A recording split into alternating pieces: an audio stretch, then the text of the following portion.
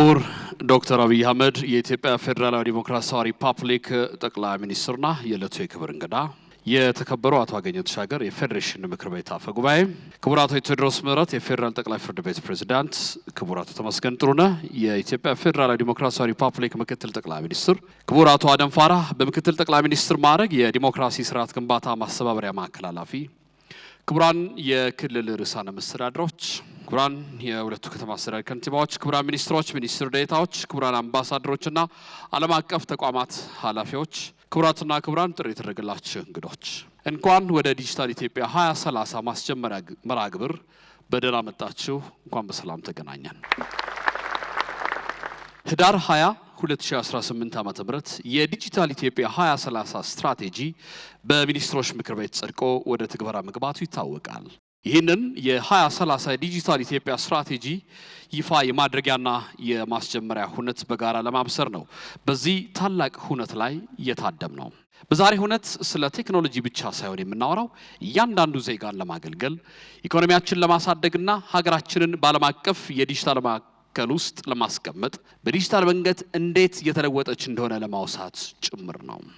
ክቡራትና ክቡራን አሁን የቀጣዩ 10 ዓመታት ዲጂታል ኢትዮጵያ 2030 ጉዞን በተመለከተ ክቡር ጠቅላይ ሚኒስትር ዶክተር አብይ አህመድ በፋየርሳይድ ቻት ወይም በሰዓት ዳር ወግ ያስቃኙናል። ይህንን እንዲያከናውኑ ክቡር ዶክተር በለጠ ሞላ የኢኖቬሽንና ቴክኖሎጂ ሚኒስትርን ወደ መድረክ ጋብዛለሁ። መልካም ጊዜ ይሁንላችሁ።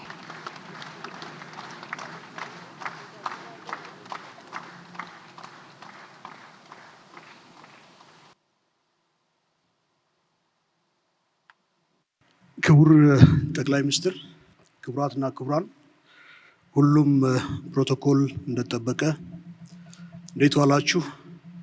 ጤና ይስጥልኝ ማለት እወዳለሁ።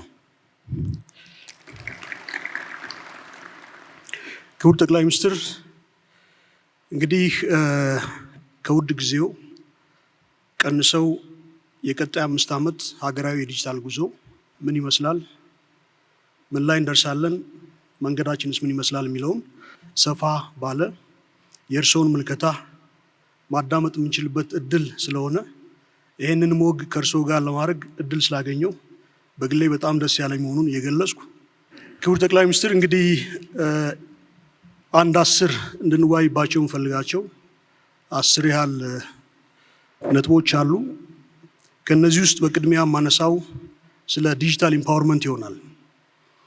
እንግዲህ የዲጂታል ቴክኖሎጂ የሰው ልጅ ህይወት በብዙ መልኩ እየለወጠ የሰው ልጅ የመፈጸም አቅሙን በከፍተኛ ሁኔታ እያሳደገ ኤጀንሲውን እያረጋገጠ የመሆን አቅሙን ከፍ እያደረገ የመምረጥና የመወሰን አቅሙን እያጎናጸፈ አጠቃላይ የሰው ልጅ እንደ ግለሰብ፣ ማህበረሰብ እንደ ማህበረሰብ፣ ሀገራት እና አጠቃላይ የሰው ልጅ እድገቱ በከፍተኛ ሁኔታ ከፍ እያለ የመጣበት በዲጂታል ቴክኖሎጂ እየጎለበተ የመጣበት ጊዜ ላይ እንገኛለን። ይህንንም በሀገራችን ዜጎቻችንን አጠቃላይ ህይወታቸውን ለመለወጥ የሚያስችል ስትራቴጂ ነድፈን በስራ ላይ ስናውል ቆይተናል። የዛሬው ቀን ያለፉትን 5 ዓመት የተገበርነውን ስትራቴጂ የምንዘጋበት እና የቀጣይ 5 ዓመት ስትራቴጂ የምንከፍትበት ቀን ነው። ስለዚህ ዲጂታል ሽግግር ወይም ስትራቴጂ ስንል ከዲጂታል ጋጀት እና ሲስተም ወይም ስርዓት በዘለለ ስለ ግለሰብ፣ ስለ ሰው፣ ስለ ማህበረሰብ፣ ስለ ሀገር ከዚህ ባሻገር የምናይበት ስለሆነ በዲጂታል የጎለበተ የኢትዮጵያ ህይወት ይህንን ስትራቴጂ በመተግበር ከ5 ዓመት በኋላ ምን አይነት በዲጂታል ቴክኖሎጂ ኢምፓወርድ የሆነ የኢትዮጵያዊ ህይወት መልክ ይኖራል የሚለው ላይ የእርስዎን ምልከታ እንዲያካፍሉን በአክብሮት ጠይቃለሁ። እንዴት ዋላችሁ? በመጀመሪያ ዶክተር በለጠ እንኳን ደስ ያለ ለማለት እወዳለሁ። እንደምታስታውሰው ዲጂታል 2025 ሲነደፍ ትንሽ አምቢሽየስ እቅድ ስለነበረና በዲጂታል ሴክተር ስትራቴጂ አውጥቶ የመተግበር ልምምድ ብዛም ስላልነበረን አይሳካም፣ ኢሉዥን ነው የሚል ፍራቻ በስፋት እንደነበር ታስታውሳለህ። በሚያስደንቅ ሁኔታ ከአምስት ዋና ዋና ዘርፎች መካከል አንዱ ስትራቴጂ መሆን አለበት። ለኢትዮጵያ ብልጽግና መረጋገጥ አይተኬ ሚና አለው ከሚለው ውሳኔ ጀምሮ ዲጂታልን ከግብርና፣ ከኢንዱስትሪ፣ ከማይኒንግ፣ ከቱሪዝም አስተካክሎ የማየት እይታ ከተጀመረበት ጊዜ አንስቶ ኋላም ስትራቴጂው ተነድፎ የተተገበረበትን መንገድ ስንመለከት ምናልባት በግብርናውም በማይኒንጉም በኢንዱስትሪውም ጥሩ ውጤት እንደመጣ ቢታወቅም የ2025 የዲጂታል ስትራቴጂ 100% በሚባል ደረጃ የተሳካ ስትራቴጂ ነው። ይህን ስትራቴጂ በመንግስት መዋቅር ብቻ ሳይሆን አካዳሚያውም እንዲፈትሸው እጋብዛለሁ። ምን ነበር ትልሙ፣ ንድፉ፣ ምን ተሳካ፣ ምን አልተሳካም የሚለውን ለማየት እድል ቢያገኙ አንድን ነገር አርቆ ማቀድ አርቆ ማለም ብቻ ሳይሆን የመከወን ብቃት ከዚያ ውስጥ እንዴት ሊወጣ እንደሚችል የሚያሳይ አስተማሪ ጉዞ ስለነበረ አንተ በዋነኛነት ይህን ስትራቴጂ የመራውን ተቋም የመራህ ሰው ስለሆንክ እንኳን ደስ ያለህ ብልህ የሚገባህ ይመስለኛል። የ2030 የዲጂታል ስትራቴጂ መንደርደሪያ ያደረገው 2025 ነው። ግን ዋና ራዕይ ዋና ፍላጎቱ ሰብሰብ አድርገን ስናይ 3 ነገር ለማሟላት ነው። አንደኛው አክሰስ ነው። ሁሉም ዜጎች ከቤታቸው ከሴልፎናቸው ካሉበት ስፍራ የሚፈልጉትን አገልግሎት ማግኘት የሚችሉበትን እድል መፍጠር ነው። በ2030 የዲጂታል ፔኔትሬሽን በዴታ 90% እንደርሳለን የሚለው የ2030 ስትራቴጂ በጣም ኮንሰርቫቲቭ ከመሆኑ የተነሳ ነው እንጂ ማለም መተለም ያለብን 100% ነው።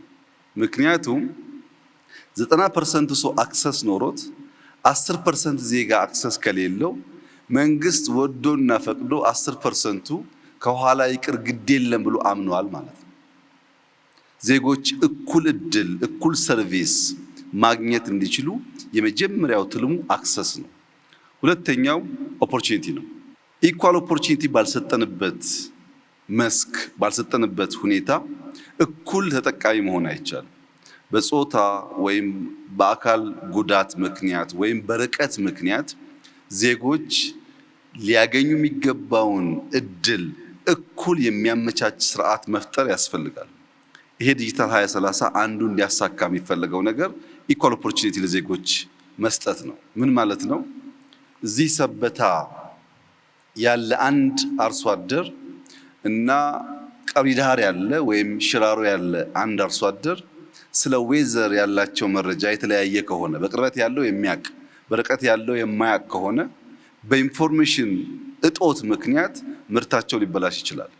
ካመረቱ በኋላ ገበያን በሚመለከትም እኩል መረጃ ማግኘት የማይችሉ ከሆነ በመረጃ እጥረት ምክንያት አንደኛው ገበሬ የለፋበትን ዋጋ አያገኝም፣ አንደኛው ገበሬ የለፋበትን ዋጋ ያገኛል።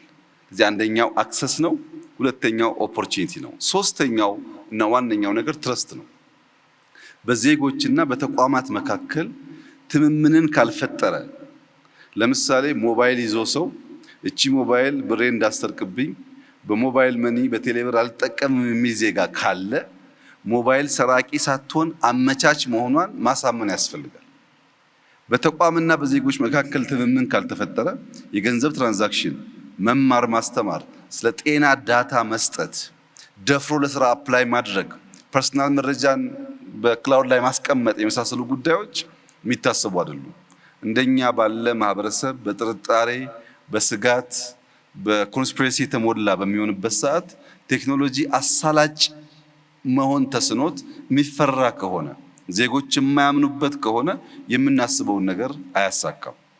የዲጂታል 2030 የአክሰስ ኦፖርቹኒቲ እና ትረስት ተደምረው አንደኛ ስራን መፍጠር አለባቸው። ለዜጎች በርከት ያለ የስራ እድል መፍጠር አለባቸው። ሁለተኛ ለሀገር እድገት ማረጋገጥ አለባቸው። ማደግ አለብን። ስራና እድገት ብቻውን ግን በቂ አይደለም። ሉዓላዊነት የምንለው ነገር ደግሞ የሚያረጋግጥ መሆን አለበት። በዚህ ዙሪያ ላይ ነው ዲጂታል 2030 የኢትዮጵያን ብልጽግና ከሚያረጋግጡ ዋና ዋና ፒላርስ ወይም ሴክተር ሆኖ ያገለግላል ተብሎ በመንግስት የታሰበው በትብብር በጋራ ይህንን ራዕይ እንደምናሳካ ሙሉ እምነት አለኝ። አመሰግናለሁ። እንግዲህ የዲጂታል ሽግግር እውን ይሆን ዘንድ አስቻይ ከሚባሉ እና ቁልፍ ሚና ከሚጫወቱ ጉዳዮች ውስጥ አንደኛው የመብራት ኃይል ነው። እንግዲህ ሀገራችን ከፍ ያለ አቅም ያለው የመብራት ኃይል ያመነጨች ትገኛለች።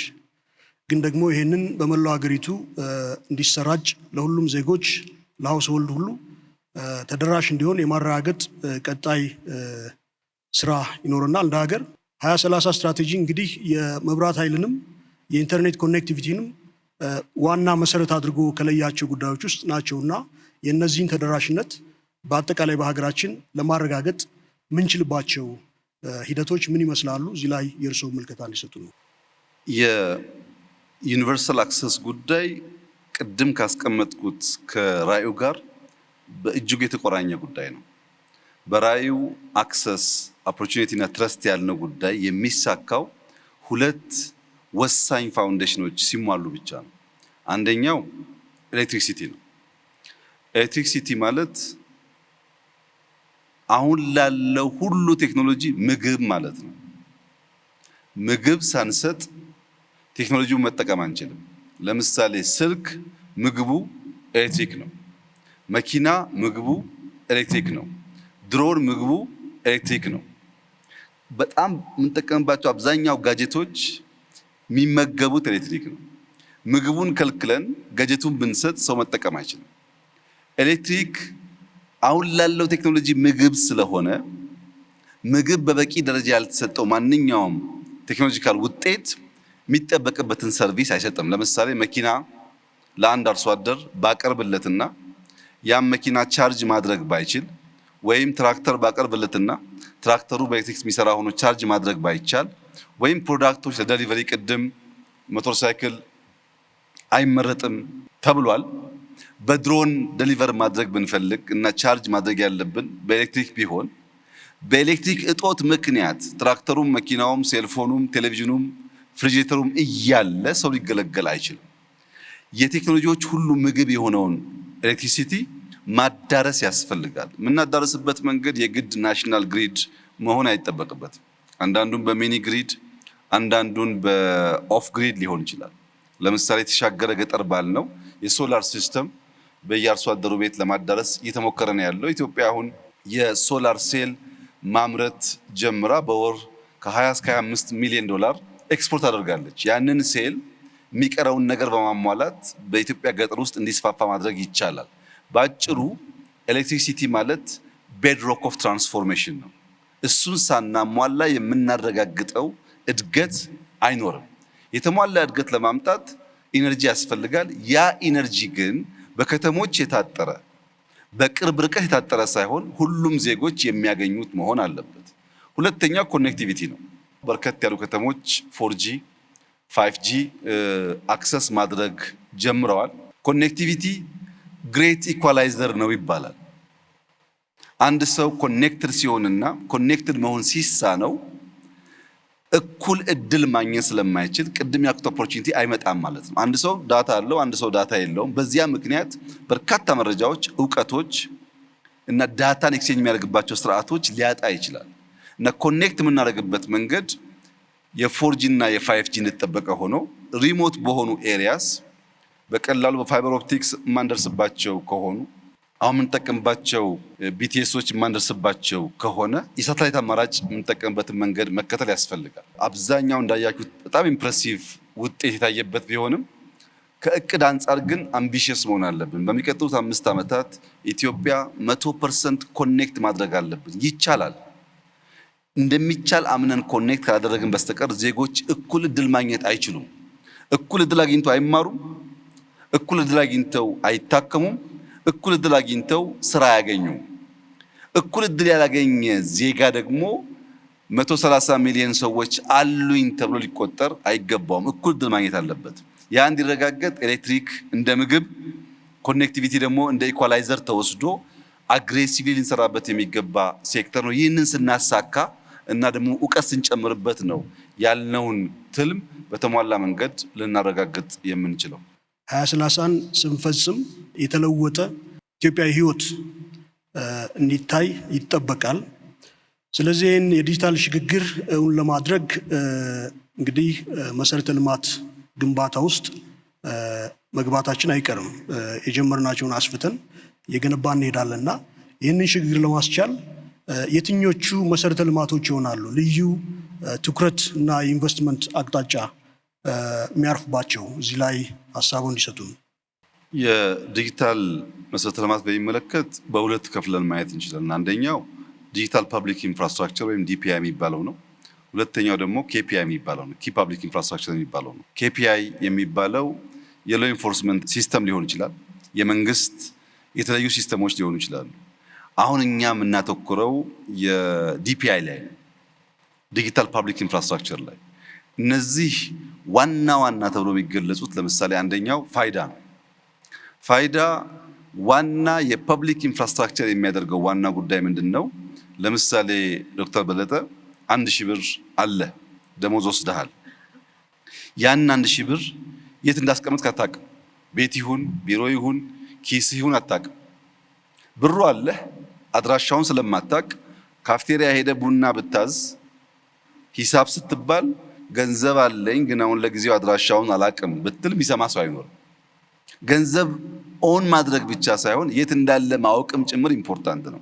130 ሚሊዮን እንዳለን መናገር ሳይሆን እያንዳንዱ ዜጋ የት እንዳለ፣ ምን እንደሚሰራ፣ በምን እንደሚተዳደር ካላወቅን ስራ የለም ስራ አለ፣ ንግድ አለ ወይ ንግድ የለም፣ ሰው ይማራል አይማርም፣ የጤና ችግር አለ፣ የምታውቅበት ምንም መንገድ የለም።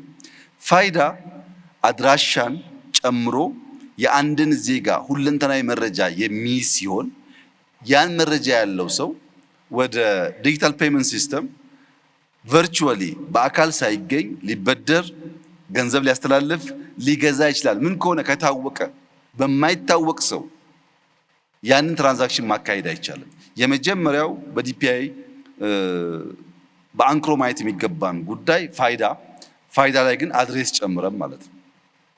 ሁለተኛው የፔመንት ሲስተም ነው። የፔመንት ሲስተሙ አሁን ያለው ቅድም የተነገረው ከካሽ ኢትዮጵያ ባለፉት 5 ዓመታት በአብዛኛው ካሽ ላይ ተንተራሰ የንግድ ስርዓታችን ወደ ዲጂታል ተቀይሯል።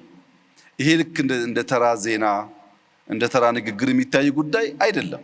ምክንያቱም ኢትዮጵያ በየዓመቱ ካሽ ለማሳተም በ100 ሚሊዮን ዶላር ታወጣለች። ምክንያቱም የኛ ካሽ ከታተመ በኋላ የአያያዝ ስርዓታችን ችግር ስላለበት እንደምታውቁት ቶሎ ያ ገንዘብ አውት ኦፍ ኦርደር ይሆናል። አዳዲስ ብሮች ካልታተሙ በስተቀረ በነበረን ካሽ መገበያየት አንችልም። አሁን ዲጂታል የግብይት ስርዓቱ የካሹን ኦቨርቴክ በማድረጉ ብቻ በርካታ ሀብት ቀንሷል ለሀገራችን ማለት ነው። ይህ ፔመንት ሲስተም ግን በሁሉም ሴክተር አሁን ደግሞ ከሎካልም ወጥቶ ኢንተርናሽናሊም ተአማኒ የሆነና ለመገልገል የሚያስችል መሆን አለበት። አንድ ሰው እዚህ ሆኖ ከሌላ ሀገር የሚገዛው ዕቃ ካለ በዲጂታል ፔመንት ሲስተም መግዛት የሚችልበትን ስርዓት መፍጠር ያስፈልጋል። ዘመን ገበያን እንደ ኤግዛምፕል ብንወስድ በየዓመቱ በሚመጡ በዓላት ከዚህ ቀደም የነበረው የበግ ዋጋ ወይ የሽንኩርት ዋጋ ወይም የሆነ ኮሞዲቲ ላይ ንግድ ስርዓቱ መሀል ላይ ባሉ ሰዎች ይፈጠር የነበረውን አነሰሰሪ የዋጋ ውድነት በከፍተኛ ደረጃ ቀንሷል። ፈላጊና ሻጭ በቀጥታ ያገናኛል። ዘመን ገበያን ብናስፋፋ በየቦታው ስቶሬጅ ቢኖረን 1 ሊትር ውሃ ከሚያወጣው ዋጋ በላይ እንዳይሸጥ ለመከላከል ያስችላል እና ዲጂታል ፔመንት ሁለተኛው ክሪቲካል ኢንፍራስትራክቸር ነው። ሶስተኛው እና ዋነኛው አብዛኛው እዚህ ያለ አመራርም በተለየ ሁኔታ እንዲገነዘብ የምፈልገው የተሟላ ዳታ ኤክስቼንጅ በሌለበት ሀገር ውስጥ የዲጂታል ትልሞቻችን የተሟላ ፍሬ ሊያፈሩ አይችሉም። ባለፉት 5 ዓመታት ከሞላ ጎደል ሁሉም ተቋም ዌብሳይት አለው፣ ሂውማን ሪሶርስ ማኔጅመንት የሚያደርግበት ሲስተም አለው፣ አንዳንድ ሰርቪስ ፕሮቫይድ የሚያደርግበት ሲስተም አለው። ግን የኤክስ ሚኒስተር ሲስተም እና የዋይ ሚኒስተር ሲስተም አይናበቡም።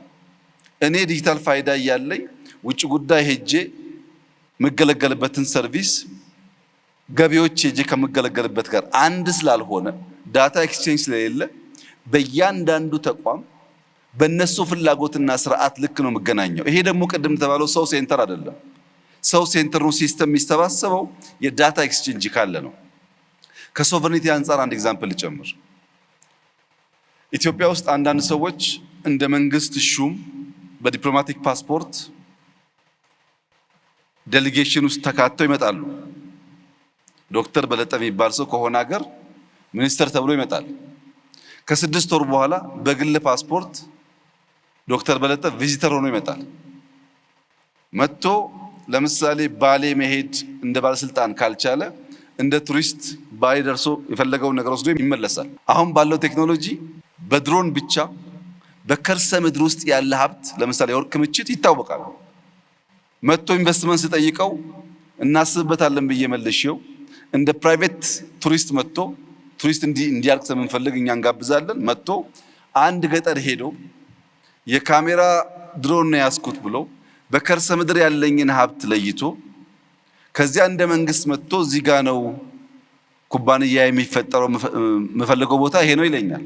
ለምን ያ ቦታ እንደፈለገን ያላቅ። አንድ ሰው መልኩን ቀይሮ ስሙን ቀይሮ አድራሻውን ቀይሮ ሊመጣ ስለሚችል በውጭ ጉዳይና በኢሚግሬሽን መካከል በኢሚግሬሽንና በፖሊስ መካከል በፖሊስና ቱሪዝም ሚኒስቴር መካከል የዳታ ኤክስቼንጅ አለ ማለት ምንም መልኩን ቢቀይር ሰው መጥቶ ሊያታለን አይችልም ማለት ነው። ያም ማድረግ ካልቻል ውጭ ጉዳይ የከለከለውን ቱሪዝም ለምኑ ያመጣዋል። ቱሪዝም ለምኑ ያመጣውን ኢሚግሬሽን የውጭ ጉዳይ ሲሆን የሚገለገልበት ሲስተም አለው። ለቱሪዝም ፐርፐስ ከሆነ ቀለል ሊያደርገው ይችላል። ቪዛው 3 ሳምንት ስለሆነ ዳታ ኤክስቼንጅን ካላረጋገጥን በቀር የምናስበውን የተሟላ ስርዓት አንፈጥርም። ሁለተኛው እያንዳንዱ ሚኒስትሪ እያንዳንዱ ተቋም ማየት ያለበት ሲስተም አለኝ ወይ የለኝም አይደለም። ሲስተሜ በኤአይ ሰፖርት የተደረገ ነው ወይ ዳይናሚክ ነው ወይ ብሎ ካላየ በቀር የዲጂታል ፐብሊክ ኢንፍራስትራክቸሮቻችን እያሉ እንደሌሉ ይሆናል። አሉ ግን የተሟላ ሰርቪስ አይሰጡንም። ያ እንዳይሆን የፋይዳን ጉዳይ አበክረን መስራትና ቅድም እንደተባለው 100% ማዳረስ ያስፈልጋል። የፔመንት ሲስተሞቻችን የሚናበቡ መሆን አለባቸው። ቴሌብር ብቻ ሳይሆን ሁሉም። ሶስተኛው ዳታ ኤክስቼንጅ በባንኮች መካከል፣ በመንግስት ተቋማት መካከል፣ በመንግስትና በግል በተለየ የዳታ ሌየር መካከል ኤክስቼንጅ ማድረግ ካልቻል ዲጂታል የኢትዮጵያን ኢኮኖሚ የሚያግዝ መሆን አይችልም። ማኑዋል የነበረውን ነገር በኮምፒውተር ማድረግ ብቻ በቂ አይደለም። ዳይናሚክ መሆን አለበት እና ዲፒአይ ላይ ሶስቱን እንደምሳሌ ብንወስድ በጣም ክሪቲካል ተብሎ ሊታዩ ይችላሉ።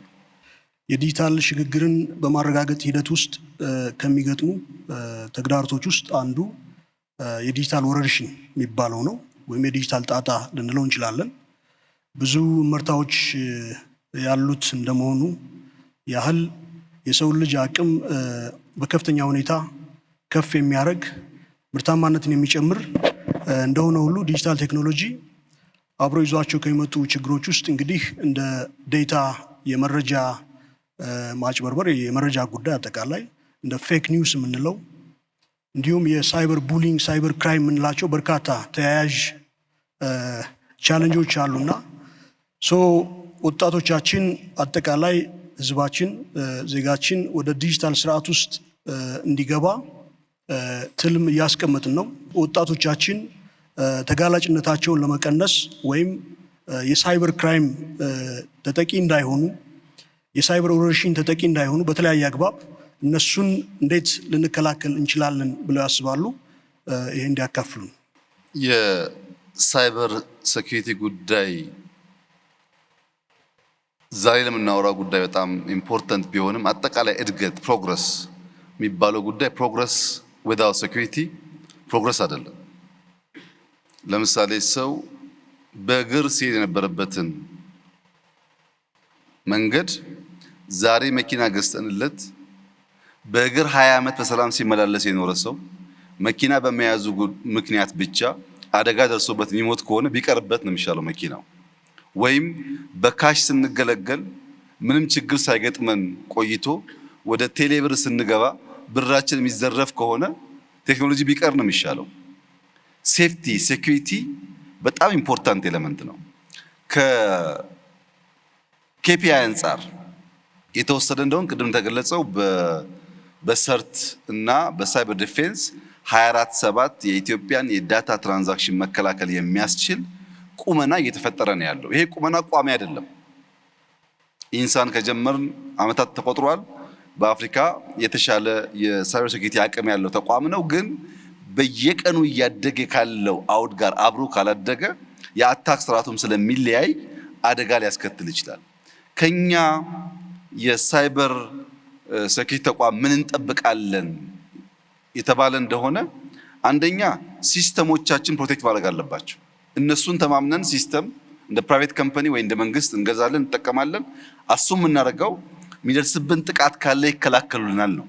እያንዳንዱ ሲስተም መከላከል ይጠበቅባቸዋል። ኤኒ ቨርቹዋል አታክ ልክ ፊዚካል አታክ መከላከያ እንደሚከላከለው ቨርቹዋል አታኩን ደግሞ የሳይበር ሴኩሪቲ ተቋም መከላከል ይጠበቅበታል።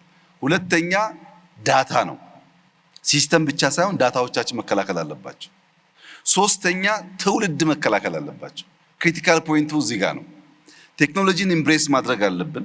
ቴክኖሎጂካል ሳቢ የሆነ ትውልድ መፍጠር አለብን። ያ ማለት ግን የኢትዮጵያን ካልቸር የኢትዮጵያን ሀገራዊ ፍላጎትና ጥቅም አደጋ ውስጥ በሚጥል መልኩ ግን መሆን የለበትም። ለምሳሌ ሪሰንትሊ ከቲክቶክ ጋር ተያይዞ በቁጥጥር ስር የዋሉ ወጣቶች ነበሩ። እነዚያ ወጣቶች ለኢትዮጵያ አስፈላጊ ናቸው። ያንን አውድ ተቀላቅለው ፈጥረው ለመማር ስራ ለመስራት መሞከራቸው ሊበረታታ የሚገባው ጉዳይ ነው። ነገር ግን ሲማሩ ከውጭ መማር ያለባቸውን ዕውቀትና መጠበቅ ሴፍጋርድ ማድረግ ያለባቸውን የእኛን ባህል የእኛን ፍላጎት ከቀላቀሉ ግን ጥፋት ያስከትላል። ለዚያ ደግሞ መገሰጽ መመከር ያስፈልጋል ማለት ነው። ግማሹ ለምን ተያዙ፣ ግማሹ ለምን አልተያዙም ይላል። እኛ ልጆቹን ኢንከሬጅ ማድረግ ነው የምንፈልገው፣ ግን እየገሰጽን እያስተማርን። ለምን ለምሳሌ አንድ ሀገር ብንወስድ ስም መጥቀስ ባያስፈልግም ከ16 ዓመት በታች ያሉ ልጆች ሞባይል እንዳይዙ ሕግ ያወጣ ሀገር አለ። ለምን እነዚያ ልጆች ሞባይል ይዘው ከሚያገኙት ዕውቀት በላይ ጥፋት ነው ብሎ አስቧል። ታዲያ እንዴት ቴክኖሎጂ ይጠቀሙ ሲባል ትምህርት ቤት ሲሄዱ ኮምፒውተር አላቸው፣ መምህራን ይቆጣጠራሉ። ቤት ሲገቡ ኮምፒውተር አላቸው፣ ወላጅ ይቆጣጠራል። እዚህ መሃል ግን ስልክ መያዛቸው ጉዳት እንጂ ጥቅም የለውም ብሎ ከልክሏል። ሌላ ሀገር ደግሞ የወሰን እንደሆነ በሳይበር ሴኩሪቲ ተቋም በመገልገል ቲክቶክ በአንድ ሀገር ውስጥ 100% በሚባል ደረጃ ህፃናት ከ16 ዓመት በታች ከሆኑ ከስቴም ውጪ ቲክቶክ ማየት አይችሉም። ቲክቶክ አለ ሳይንስ፣ ማቴማቲክስ፣ ቴክኖሎጂ ነክ ጉዳይ እንጂ ያለባበስ ያዘፋፈን ምናምን ነገር ማየት አይችሉም። ዘግቷል። ያ ሀገር ያ ብቃት አለው። ልጆቼ በቲክቶክ በቴክኖሎጂ ስለ ሳይንስ ሲወቁ፣ ስለ ማቴማቲክስ ሲወቁ፣ ስለ ፊዚክስ ሲወቁ ከዛ ያለፈው እውቀት ግን አያስፈልጋቸውም ብሎ ዘግቷል። ኢትዮጵያ ከዚህ ዓመት በታች ያለው ወጣት ስልክ አያዝ ብላ ህግ ካላወጣች፣ ቲክቶክ ደግሞ ፊልተር ማድረግ ካልቻለች፣ መጠንቀቅ ያለብን ነገር በተለይ ኢንፍሉዌንሻል ምንባል በዛ ሰፈር የምንሰራ ሰዎች በእኛ ምክንያት ብዙ ሰው ሊመረዝ ይችላል። ቢኮዝ ህፃናት አንድ የሚወዱት ሰው አለባበሱ፣ አነጋገሩ፣ ቁመናው ሁሉ ኢንፍሉዌንስ ያደርጋቸዋል። እኛ የሚከተለን ሰው እንዳለ አስበን ጥንቃቄ ካላደረግን የኢትዮጵያን ባህል፣ የኢትዮጵያን እምነት፣ የኢትዮጵያን ፍላጎት የሚቃረን ከሆነ ቴክኖሎጂው አጋዥ ሳይሆን ጥፋት ይሆናል ማለት ነው። ቴክኖሎጂ የምንማርበት፣ የምንጠቀምበት፣ የምናድግበት እንዲሆን በእኛ ውስጣዊ ሁኔታ የተገራ መሆን አለበት። ከዚህ አንጻር ሳይበር ሴኩሪቲ በጣም ከፍተኛ ኃላፊነት ያለበት ተቋም ነው። ይህን እንደሚያሳካ ተስፋ ይደረጋል። የተለያዩ ሴክተር እየመሩ ያሉ ወጣቶች ኢትዮጵያ ስትራቴጂ በመንደፍ ብቻ ሳይሆን በዚያ ዘርፍ ሊመሩ የሚችሉ አመራሮች በመፍጠርም ከፍተኛ ተስፋ እንዳለ የሚያመላክት ነው። እኔ እንደዛ የተሰማኝ ያንተን ስሜት ባላቅም በጣም ደስ የሚል ቀን የነበረን። እነዚህ ልጆች ያን ያሳካሉ የሚል ተስፋ አለ። ክቡር ጠቅላይ ሚኒስትር እንግዲህ 2030 ስትራቴጂ ክሮስ ከቲንግ ናቸው ብሎ በሁሉም ዘርፍ እንዲተገበሩ እንድንጠቀማቸው ከተቀመጡ ጉዳዮች ውስጥ አንዱ አርቲፊሻል ኢንቴሊጀንስ ነው እና ኢንዱስትሪ 5.0 ናቸው። እነዚህ በዘርፎቻችን በስራ ሂደቶቻችን እነዚህን ዲፕሎይ አድርገን መጠቀም ከቻል የትየለሌ የሆነ ውጤትና ምርታማነትን ያጎናጽፋሉ፣ ለሀገርም ለዜጋም እንደ ግለሰብ። እና አጠቃላይ ሀገራዊ ልማትና ብልጽግናችን ለማረጋገጥ የአርቲፊሻል ኢንቴሊጀንስ እና ኢንዱስትሪ 05 እንዴት መገልገል ይኖርብናል ብለው ያስባሉ? ኢንዱስትሪ 5.0 የሚባለውን ሪሰንትሊ ዩኤን አዶፕት ያደረገው ሀሳብ ከዚህ ቀደም ከምናቀው የኢንዱስትሪ 1.0 2.0 የተለየ ነው። ኢንዱስትሪ 4.0 ለምሳሌ አርቲፊሻል ኢንተለጀንስ ነው፣ አንድ ሴክተር ላይ የመጣ እድገት ነው። 5.0 ግን ኮንቨርጅ ያደረገ ነው፣ ለአንድ ሴክተር ሳይሆን እያንዳንዱ ቴክኖሎጂ ሰው ተኮር መሆን አለበት። ሴንተር ማድረግ ያለበት ሰው ነው። ለሰው በሚያገለግልበት አውድ መጠቀም አለብን። የሰውን የኑሮ ደረጃ ኤሊቬት የሚያደርግ የሚያሻሽል መሆን አለበት የሚል እሳቤ የያዘ ነው። በምን ይገለጻል ይሄ? ለምሳሌ ከዚህ ቀደም ታይፕራይተር ነበረ። ኮምፒውተር ሲመጣ ታይፕራይተር ጠፍቶ ኮምፒውተር ተካው። አሁን ባለው በአርቲፊሻል ኢንተለጀንስ ዘመን የ5.0 እሳቤ ግን እንደዚህ አይደለም። ለምሳሌ ኤአይ ማለት ሁሉ ነገር ነው። መሶብ ኤአይ ነው። ኢኮሜርስ ኤአይ ነው። ኢገቨርነንስ ኤአይ ነው። ድሮን ኤአይ ነው። አንማንድ መኪና ኤአይ ነው። ሮቦትስ ኤአይ ነው። የሆነ ሴክተር ለመመለስ የመጣ ሳይሆን ለአንተ ፍላጎት የመጣ ነው። ለምሳሌ አንተ እድሜ ጠና ያለ ሆኖ ዋናው ችግርህ ቤትን የሚያጸዳልህ ሰው ከሆነ የምትገዛው ሮቦት ያንተ የአርቲፊሻል ኢንተለጀንስ ሶሉሽን የቤት ጽዳት የሚያጸዳ ብቻ ይሆናል። ኦር አንድ አርሶ አደር በጣም ሰፊ ማሳ አርሶ ማሳውን ከሌቦች ወይም ከዝንጀሮ መጠበቅ ከዚህ ቀደም ታውቅ ከሆነ በገጠር ልብስ አልብሰው አርሶ አደሮች ልክ እንደ ሰው ያቆማሉ አይደለም? አውሬ እንዲያይ ማለት ነው። አሁን የምትገዛው ሮቦት ግን ኤአይ የሚሰጥ ሶሉሽን ይሄን ችግር ስታቀርብለት ሮቦት ነው። በየሆነ ዲስታንስ ቆሟል። ማታ ላይ ድምፅ ሲሰማ፣ ኮቴ ሲሰማ፣ እንቅስቃሴ ሲያይ አውቶማቲካሊ መብራት እንዲያበራ ካዘዘው አርቲፊሻል ኢንተለጀንስ መብራት ያበራል። መብራት በሚያበራበት ሰዓት ሌባም ይሁን አውሬ ከመጣ ይደነግጣል። መብራቱ መልሶ የሚጠፋው የሚስጥር ኮድ ለሲስተሙ ከሰጠው ብቻ ነው። ለምሳሌ በለጠ ነኝ ካልከው ይጠፋል፣ ካላልከው አይጠፋም። ያን የሚስጥር ኮድ የማያውቅ ሌባ ከመጣ ዝንጀሮ ከመጣ ይበራበታል፣ ሊበላ አይችልም ማለት ነው። ሁለተኛው ደግሞ ከበራበት በኋላ እንቅስቃሴ የሚያደርግ ከሆነ ያ የመጣው ጠላት ወይም ሌባ ሮቦቱ በድምፅ በአላርም በእንቅስቃሴ እንዲያስፈራራው ማድረግ ይቻላል። ለአርሶ አደር ደግሞ የሚያስፈልገው ማሳ የሚጠብቅ ሊሆን ይችላል። ለአንደኛው ደግሞ በመኪና ተንቀሳቅሶ ምርቱን ከተማ የሚያደርስ ሊሆን ይችላል። በአንደኛው ደግሞ ያመረተው ምርት በአየር ላይ ድሮፕ የሚያደርግ ድሮን ሊሆን ይችላል። ኤአይ ይዞ የመጣው ሶሉሽን ከዚህ ቀደም እንደምናውቀው ጋሪም ወደ መኪና ወይም ታይፕራይተር ወደ ኮምፒውተር ሳይሆን የሰው ልጅ ለሚፈልገው ለራሱ ጥያቄ ለራሱ ችግር መፍትሄ አምጪ ነው። አሁን የኛን ኤአይ ብትወስድ ታስታውሳለህ፣ አንተም የዛሬ 5 ዓመት ገደማ የኤአይ ተቋም ያስፈልገናል ሲባል ምንም የአፍሪካ ሀገር እኛ በጀመርንበት ደረጃ የኤአይ ኢንስቲትዩሽን መፍጠር ያሰበ የሞከረ አልነበረም። የኤአይ ስትራቴጂ የፈጠረ ሀገር አልነበረም። እኛም ውስጥ አከራካሪ ጉዳይ ነበር፣ ለምን ያስፈልጋል የሚል። ኤአይ ባይኖር ኖሮ ሁላችሁም እንደምታውቁት ኢትዮጵያ ውስጥ የመጡ መንግስታት ወይም የመጡ ሹመኞች በሙሉ ስለ ሲቪል ሰርቪስ ሪፎርም ያላወራ መንግስት የለም። በየጊዜው ነው የምንሰማው ሲቪል ሰርቪስ ይባል። መሶብን መፍጠር የቻለ ግን የለም። ለምን? ኤአይ አልነበረማ። ኤአይ መሶብን ፈጠረና ያ የረጅም ጊዜ ትልሞቻችን አሁን ባለበት ደረጃ እንዲሳካ አስቻለ። ሁለተኛ መላን ብትወስድ አንተ እንኳን በደንብ ታውቀዋለህ። መላው ኢትዮጵያ ሕዝብ እንዲያውቅ የምፈልገው መላ በኤአይ የተሰራው ልክ እንደ ዲፕሲክ ወይም ቻት ጂቲፒ ያለው ቱል በያዘው ይዘትና አቅም ደረጃ ከቻት ጂቲፒ በምንም አያንስም። ኢትዮጵያዊ ከመሆኑ ውጭ በሲስተሙ ብቃት በምንም አያንስም። እንደ እድል ሆኖ ኢትዮጵያውያን የተሰራው ውጭ ከሆነ የምናምን ውስጥ ከሆነ የምንጠራጠር ስለሆነ ካልሆነ በቀር መላን መጠቀም እየተቻለ ዲፕሲክ መጠቀም አያስፈልግም። ለምሳሌ እኔ በብዙ ጉዳዮቼ የምገለገልበትን የሚያግዘኝ ሲስተም መላ ነው። መላ ዲፕሲክ የሚሰጥህን ቫልዩ ያክል ሊያቀርብልህ ይችላል። ውስንነት አለበት ከዳታ አንጻር። ያን ዳታ ቅድም ባልኩት ኤክስቼንጅ መጨመር ያለብን ነገር ያለ ቢሆንም እና የኢትዮጵያ አርቲፊሻል ኢንተለጀንስ በቅርቡም በጣም ሻል ያለ ደረጃ የደረሱ ሀገራት መጥተው ሲያዩ እንደሰማሁት በብዙ ሀገራት እንደሚቀርበው ጥያቄ ምንም ጥርጥር የለውም የኢትዮጵያን የእድገት ጉዞ ሊፍሮግ ከሚያደርጉ በጣም ኢምፖርታንት ፒላር ኢምፖርታንት ቴክኖሎጂካል አቅም አንዱ ነው። ለምን አስፈለገ ያልከኝ እንደሆነ መከተል ሰለቸን።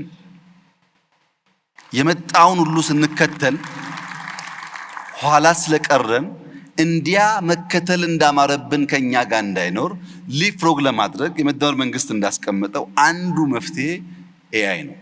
ኤአይ ኢትዮጵያ ውስጥ ልጅ ጀማሪ ተቋም ቢሆንም ባስገኘው ውጤት እና እንደምታውቀውም ባለው ሄድኳርተር በጣም አስደማሚ ደረጃ የደረሰ ተቋም ነው።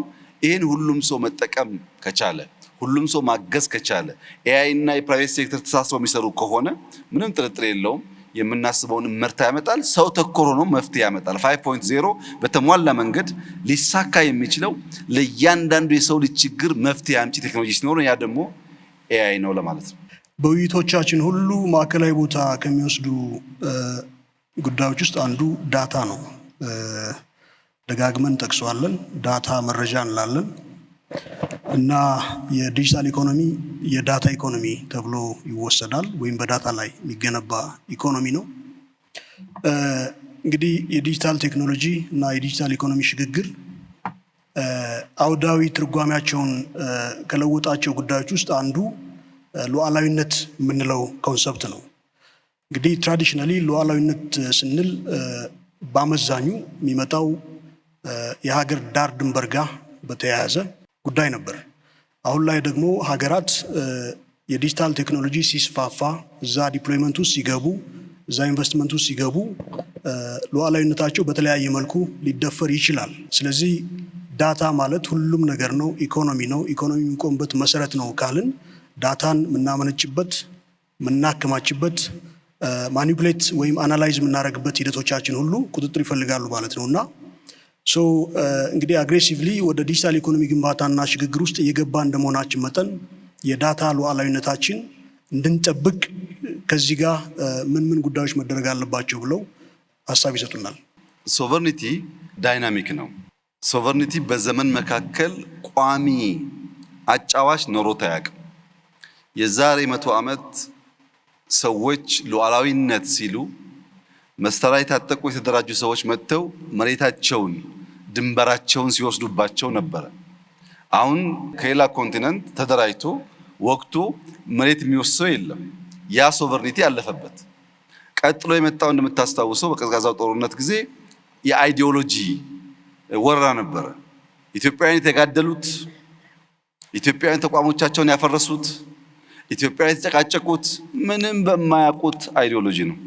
ሰው ሜር ሲሰማ ሰሙ፣ ኢምፖርት አደረጉ፣ ሲፋጁ ከረሙ። ምን አገኘንበት? ያው የሚታወቅ ነው።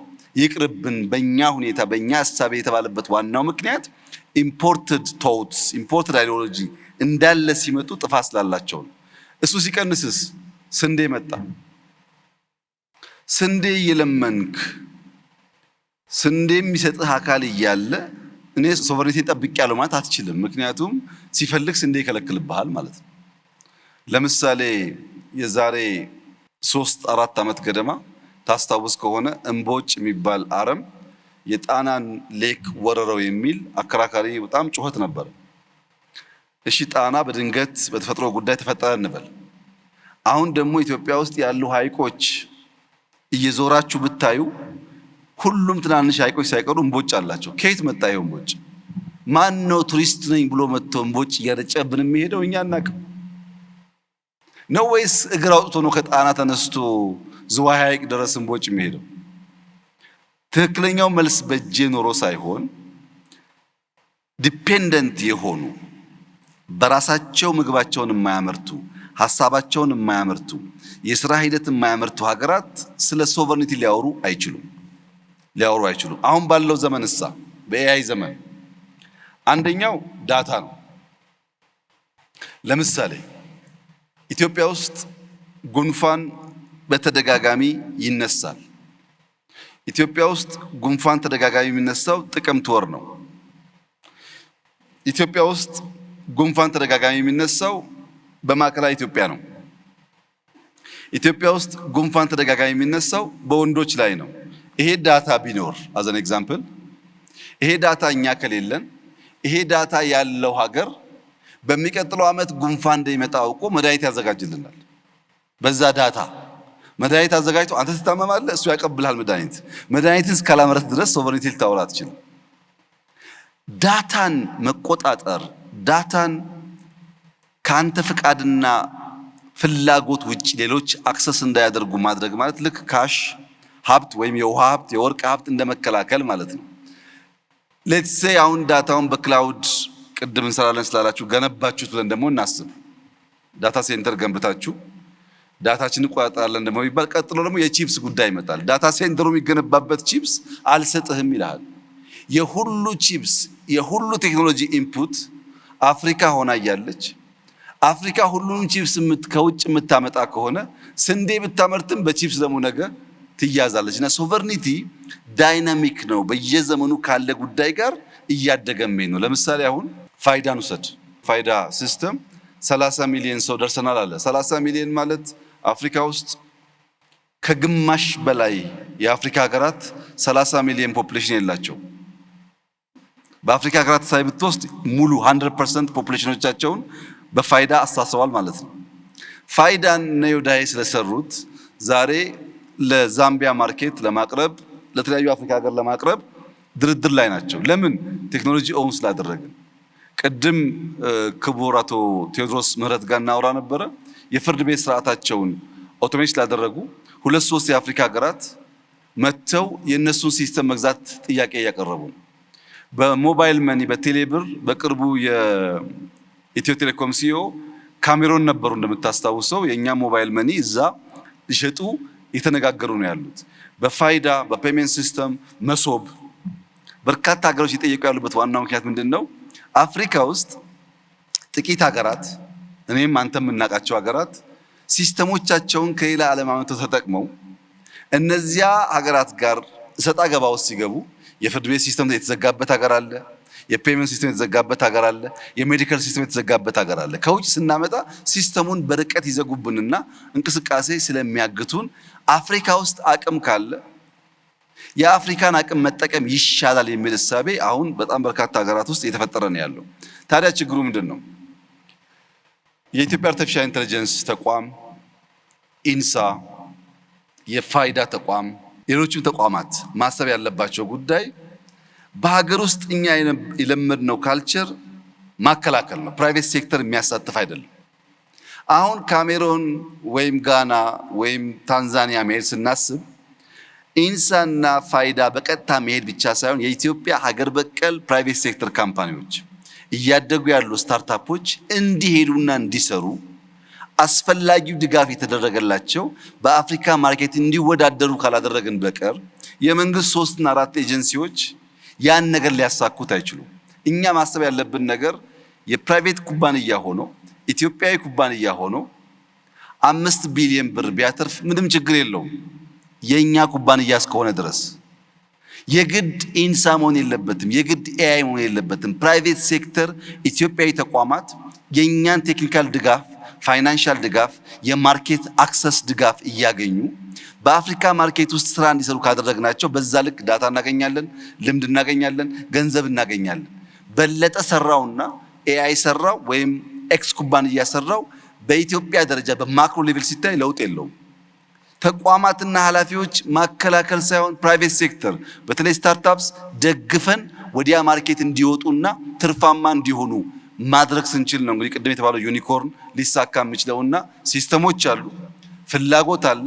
ፕራይቬት ሴክተር ማሳተፍን ታሳቢ ካደረግን በተሟላ ሁኔታ የዳታ ሶቨርኒቲ ብቻ ሳይሆን የሌላንም አክሰስ የማድረግ አቅማችን እያደገ ይሄዳል ማለት ነው። እንደ እውነቱ ከሆነ ይህንን ብዙዎቻችን ወደ የተቋሞቻችን መልሰን አሁንም ምናጤነው የምንማርበት ጉዳይ እና መልእክት እንደሆነ እገነዘባለሁ። የዳታ ሉዓላዊነት ጉዳይ ሴንትራል ነው። ተጋላጭነታችን ለመቀነስ አሁን በተባለው ልክ ኮንሺየስ ሆኖ መስራት ማልማት ይጠበቃል። የተማርንበት መልእክት ነው ለማለት ያህል ነው። አንድ 3 ጥያቄ ሰጣለሁ። በመጀመሪያ ክቡር ጠቅላይ ሚኒስትር በጣም አመሰግናለሁ ይሄ ድል ስለሰጠኝ። አብርሃም አሰፋ እባላለሁ። የጤና ፈርስት የቴሌ ሄልዝ ቴክ ካምፓኒ ኦነር ነኝ። ጤና ፈርስት ትንሽ ብሪፍ ለማድረግ የቴሌሜዲሲን ፕላትፎርም የዛሬ 1 ዓመት ተኩል ተቋቁሟል። እስካሁን ከ2000 በላይ የጤና ባለሙያዎችን ኦንቦርድ አድርጎ ከ10,000 በላይ ታካሚዎችን በተለይ ሩራል ኤሪያዎችን ሰርቭ እያደረገ ይገኛል።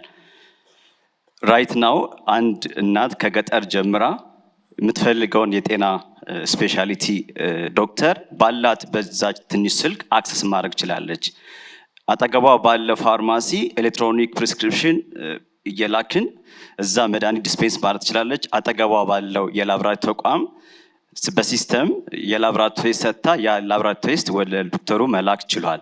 በዚህ መሰረት ሰዎችን ሰርቭ እያደረግን እንገኛለን እና በተለይ የዶክተር አለ የሚባል አንድ ኢኒሼቲቫችን በቅርብ ላውንች ያደረግነው አንድ ገጠር ያለ ክሊኒክ ታካሚ ወደዛ ቦታ ሲሄድ የስፔሻሊቲ እጥረት ካለ ወደ ከተማ ሪፈር ያደርጉታል።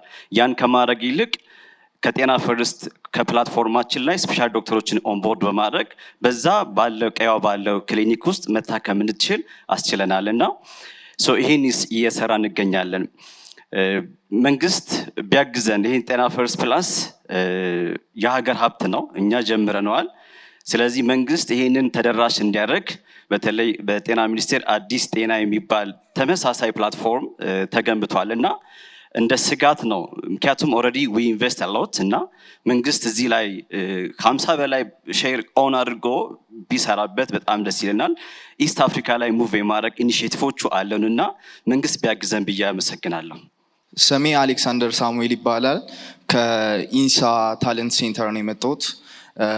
እዛ በቆየሁበት ቆይታዬ የራሴን ስታርታፕ ፋውንድ አድርጌ ፕላስ ደግሞ ከውጭ ካምፓኒዎች ጋር ዲሎችን አድርጌ የሀገራችንን የመጽሐፍ ኢንዱስትሪ ይረዳል ብዬ ማስበው አውተሮቻችንን ይረዳል ብዬ ማስበውን የራሴን ሰኒቮ የሚባል ስታርታፕ ከፍቼ ነበር። አሁንም እየሰራ ነው። ጥያቄ ኳንተም ኮምፒውቲንግ የሚባለው የኮምፒውቲንግ ክፍል ኢትስ በጣም ሂውጅ። እሱ ላይ ምንሰራ ከሆነ ዲጂታል ኢትዮጵያ በጣም ሰክሰስፉል ይሆናል ብዬ አስባለሁ። ዓለምም እየሰራችበት ስለሆነ እና እዛ ላይ እየተሰራ ያለ ስራ ካለ ቢነገረኝ እላለሁ። መልእክቴ ደግሞ እዚህ ያሉት ኢንስቲትዩሽኖች ኢንሳም፣ ኢትዮ ቴሌኮምም ኤአይም ብቻቸውን ዲጂታል ኢትዮጵያ 2013 ማሳካት አይችሉም።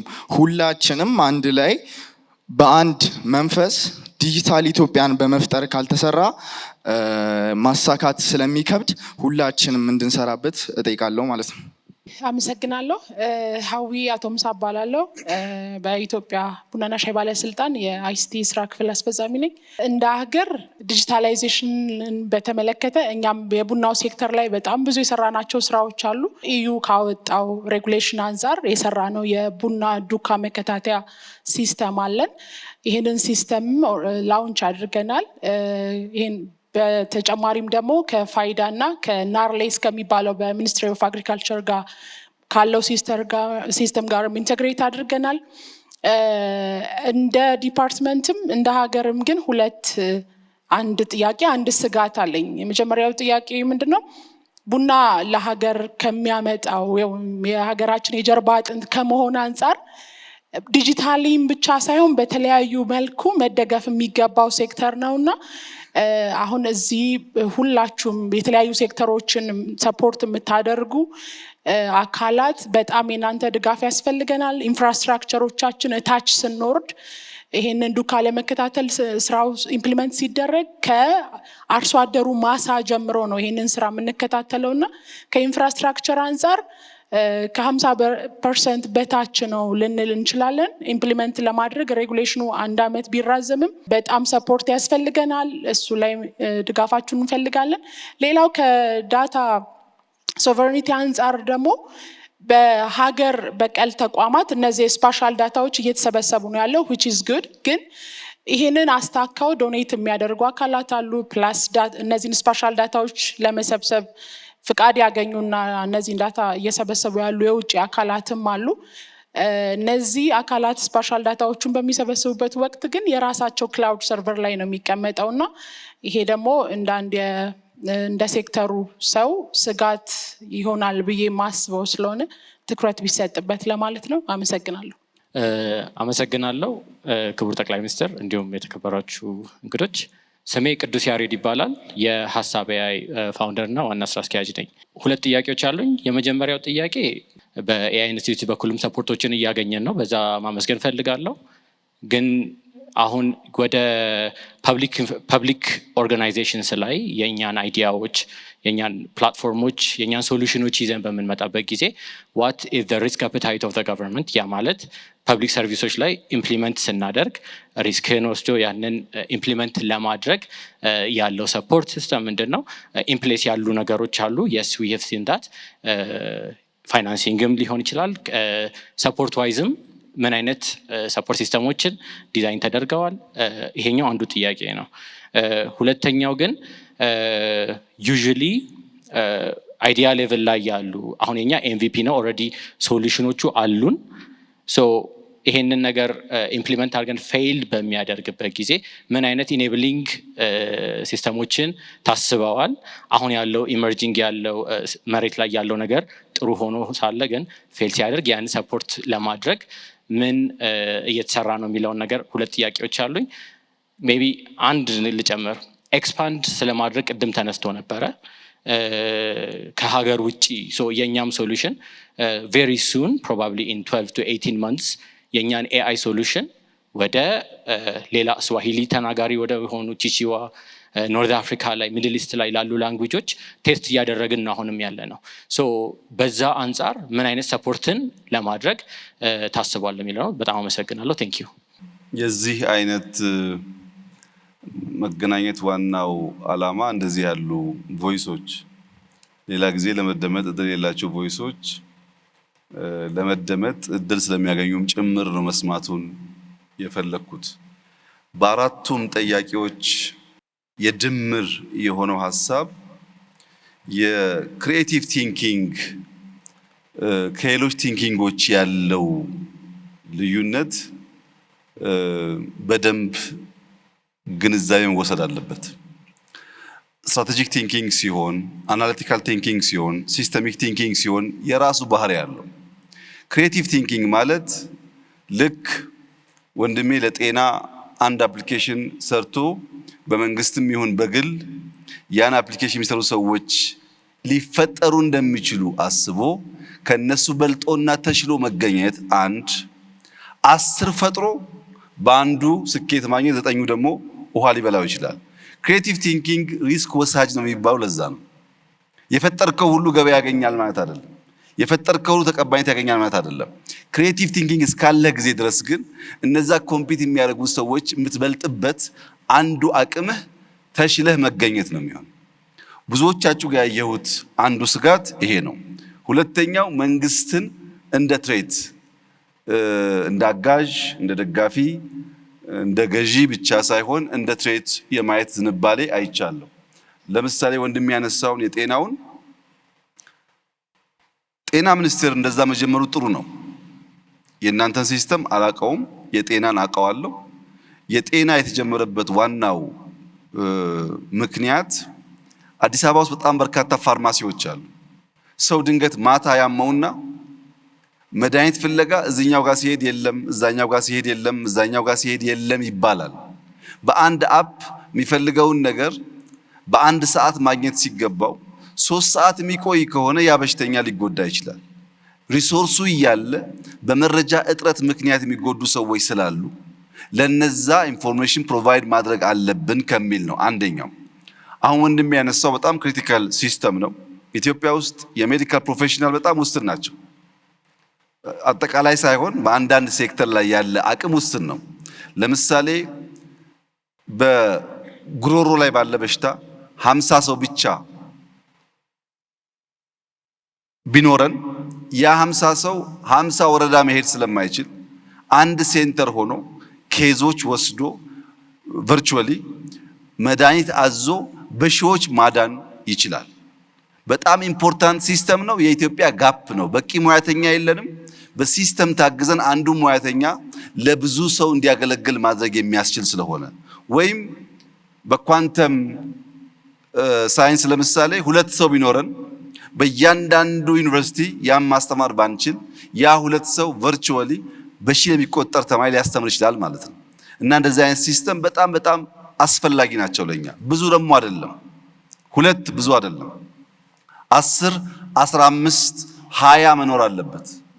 ከዛስ ጊዜው ኮንቨርጀንስ ስለሆነ እነዚያ 2 3 5 ያሉ ተቋማትና ምርቶች ይደራደራሉ እንዴት ኮንቨርጅ አድርገው በጋራ እንደሚሰሩ። አንደኛው በዳሽቦርድ ሌቭል ሲስተም አንድ ዘርግተው ያ ሰው ከፈለገ ወደዚህኛው ካልፈለገ ወደዛኛው እንዲሄድ ማድረግ ይቻላል። ኦር 2ቱ በጋራ ሆነው አንድ ሰርቪስ መስጠት ይችላሉ። ያን ያንተ ሲስተም እና ጤና ያለው ሲስተም በይዘት ምን አይነት መመሳሰል እንዳላቸው አሁን ስለማላቅ ማገናኘትና መደራደር ያስፈልጋል።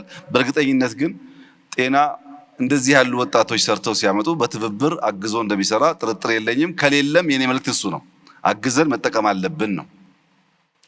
ሁለተኛው ወጣት ያነሳው የኳንተም ቴክኖሎጂ ጉዳይ እንዳለው ነው። ልክ እንደ ኤአይ የኳንተም ኮምፒውቲንግ አቅም በከፍተኛ ደረጃ ማርሽ ቀያሪ ነው። ለምሳሌ የዛሬ 5 እና 10 ዓመት ታስታውሱ ከሆነ ይሄንን ቤት የሚሞላ ሰርቨር የዳታ ፋርም የሰርቨር ፋርም ብለን የምንገነባው በጣም ሰፊ የዳታ ሴንተር አይታችሁ ከነበረ አሁን ባለው በኤንቪዲያ ቴክኖሎጂ ምናልባት እቺን ቦክስ የሚያክል የዳታ ሴንተር አቅም ያለው ድሮ ቤት የሚያክል የምንገነባበትን ይተካዋል። ሳይዝ ብቻ ግን አይደለም፣ ኮምፒውቲንግ አቅም አደገ ማለት አንድ ሳይንቲስት ለአንድ በሽታ መድኃኒት ለማግኘት ዳታ ሰብስቦ ፓተርን አናላይዝ አድርጎ መድኃኒቱን ለማውጣት ዓመት የሚፈጅበት ከሆነ በኳንተም ኮምፒውቲንግ እና በኤአይ በ5 እና 10 ደቂቃ ያንን አናሊሲስ ይሰራው ይችላል። መድኃኒት ለማግኘት አዳዲስ ነገር ለማግኘት በከፍተኛ ደረጃ የሚያግዝ ነገር ነው። ያ ግን ቅድም እንዳልኩት ከፍተኛ የሃርድዌር ካፓሲቲ ስለሚፈልግ በንድፍ ደረጃ ብቻ ሳይሆን በኢምፕሊሜንቴሽን ደረጃ በኳንተም የሚታገዙ ሲስተሞች ለመፍጠር የዲጂታል 2030 ዋነኛ ዓላማ ቢያንስ ሀገር በቀል ሮቦት፣ ሀገር በቀል ስልክ፣ ሀገር በቀል አይፓድ መፍጠር የሚያስችል የሃርድዌር ማኒፋክቸሪንግ ካፓቢሊቲስ መገንባት ነው። ክላውድ ብቻ ሳይሆን ከሶፍትዌር ወጥተን ሃርድዌር መገንባት ነው። እነዛ የሃርድዌር ሲስተሞቻችን የኮምፒውቲንግ አቅማቸው አድጎ ወንድሜ ወዳሰበው ደረጃ ለማድረስ እሱ እንዳለው የሁላችን ትብብር ያስፈልጋል። ተባብረን ከሰራን ኢትዮጵያን ማሳካት የምንችል ይመስለኛል። ሶስተኛው ከቡና ጋር የተያያዘው ጥያቄ እህት ያነሳችው በጣም ልክ ነው። ቡና አቴንሽን የሚፈልግ ለኢትዮጵያ በጣም ብዙ ሀብት እያመጣ ያለ ምርት ነው። ግን የኢትዮጵያ መንግስት ለቡና ሴክተር አቴንሽን አልሰጠም ወይ የሚል ጥያቄ ደግሞ በጣም ከባድ ጥያቄ ነው የሚሆነው። የዛሬ 5-6 ዓመት ኢትዮጵያ ከቡና ኤክስፖርት የምታገኘው ገንዘብ 700 ምናምን ሺህ ገደማ ዶላር ብቻ ነበር። ዘንድሮ ወደ 2.5 ቢሊዮን ዶላር ደርሰናል። ቡና እንደሌላ ጉዳይ አይደለም። ካልተንከባከብን፣ በጥራት ካልለቀምን፣ ካላጠብን፣ በዓለም ገበያ ካልተወዳደርን ከመሬት ተነስቶ 700 ሺህ 2 ቢሊዮን ሊገባ አይችልም። ስራ ይፈልጋል። ባለፉት 6-7 ዓመታት በግሪን ሌጋሲ ብቻ ክሎስ ቱ 9 ቢሊዮን ችግኞች ተክለናል። በዚያ ምክንያት ነው የኢትዮጵያ ኤክስፖርት 3 እጥፍ በላይ ያደገው። ምን እየሆነ ኮንሱም እያደረግን አሁን ዩጋንዳ ብትሄዱ 5% 10% አይሆንም ኮንሰምፕሽን።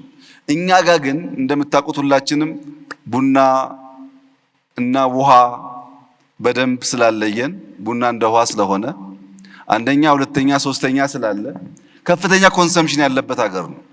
ኮንሱም አድርገን 3 እጥፍ የቡና ኤክስፖርት ማደግ ማለት ቀላል ትርጉም የሚሰጠው ጉዳይ አይደለም። ያን በዲጂታል ማገዝ፣ በጥሬው መላክ ብቻ ሳይሆን ቫልዩ አድ ማድረግ፣ እህቴ እንዳለችው ሀሳብ ያላቸው ሰዎች ሲኖሩ ማገዝ በሚመለከት እየተሞከረ ነው። የሚቀር ነገር ካለም መንግስት አበክሮ ይሰራል። የጋራ ጥቅማችን ስለሆነ ቡና ላይ ተሰርቶ በግሉ የሚጠቀም የለም፣ እኛም ተጠቃሚ ነን። በቡና ኤክስፖርት ሲሳተፉ የነበሩ ሰዎች ባለፉት ጥቂት ዓመታት ቡና ልከው ከሚያገኙት ሀብት አብዛኛው የውጭ ምንዛሪ ለነሱ ስለሚሰጣቸው ኢትዮጵያ ውስጥ ካለው የኢንቨስትመንት ሴክተር ሁሉ የተሻለ አዋጭ ማለት እንደዚህ ኤክስፖርት አድርገው ዶላር ካገኙ በኋላ ዶላሩን እንዲጠቀሙበት በሆነ ፐርሰንቴጅ የተፈቀደላቸው ሴክተሮች ናቸው። ከነሱ ውስጥ አንዱ ቡና ነው። ዘንድሮ ብንጀምር ቡና መላክ ብቻ ሳይሆን ቡና መትከል አለባችሁ ዋና ዋና ላኪዎች ብለን ወደ 100,000 ሄክታር ገደማ ቦታ ጠይቀዋል። እኛ ብቻ ሳንሆን ላኪዎችም እንዲሳተፉ ከውጭ የሚመጡም ቡና ገዝተው እንዲሸጡ ሳይሆን ቫልዩ አድ እንዲያደርጉ፣ እነዚህ ጉዳዮች በእኛ በኩል ጥረት እንዳለ ያመላክታሉ። ግን ጥረት ሁልጊዜ ሙሉ ስለማይሆን የሚጎል ነገር ካለ በዚህ አይነት አውድ በሚገኝ መረጃ እየተማርን ምናሻሽለው ይሆናል። የመጨረሻው ጥያቄው ጥሩ ነው፣ ስሙ ግን ችግር አለበት። ቅዱስ ያሬድ ነው ያለው። ነጠብቄ የነበረው ሙዚቃ ፈጥሮ እንደሆነ ብዬ ነበር። እሱ ግን ኤአይ ፈጥሮ ያለው ወደ አፍሪካ ልወጣ ነውና መንግስት ምን ያግዘኛል ነው ያለው። እንግዲህ ቅዱስ ያሬድ የሙዚቃ ኖታ ከመፍጠር ወጥቶ ወደ ኤአይ ካደገ አዳፕቲቭ ነው ማለት ነው። ስሙ ራሱ ከዘመን ጋር አብሮ የሚያድግ ነው ማለት ነው። ይሄም በጥሩ እናየዋለን።